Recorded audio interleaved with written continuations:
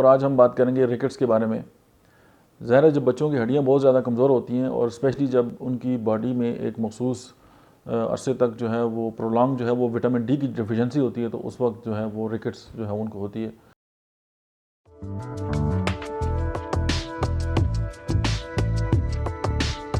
बिस्मिल्लाहिर्रहमानिर्रहीम, अस्सलाम वालेकुम। मेरा नाम डॉक्टर अहमद एजाज़ है और आज हम बात करेंगे रिकेट्स के बारे में।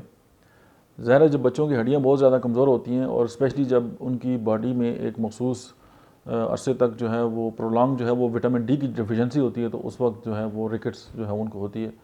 तो सबसे पहले तो ये है कि उनकी बॉडी के अंदर जो है विटामिन डी जो है उसका जाना ज़रूरी है, जिसके साथ उनकी बीमारी ये ख़त्म होती है।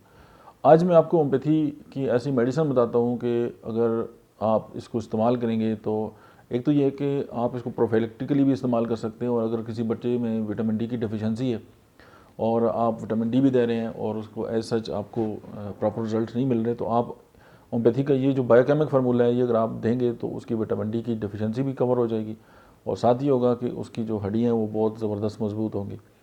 और सबसे पहले जो है वो नेट्रम फॉस है, होम्योपैथी की मेडिसिन है, स्लीशिया है, और कलकेरिया फॉस और काली फॉस। तो ये सारी मेडिसिन जो है वो आप स्लीशिया जो है वो 12x में और बाकी मेडिसिन जो है वो 3x में आप मिलाकर जो है वो 4 टेबलेट दिन में 3 से 4 बार जो है वो इस तरह के बच्चों को दे सकते हैं, जिससे ये है कि उनकी हड्डियाँ भी मजबूत होंगी और उनकी ओवरऑल जो बॉडी के अंदर जो नशोनुमा है वो भी प्रॉपर और बेहतरीन होगी। मुझे यकीन है कि ये बायोकेमिक जो फार्मूला है वो रिकेट्स के जो बच्चे हैं उनके लिए किसी नेमत से कम नहीं है। Thank you very much.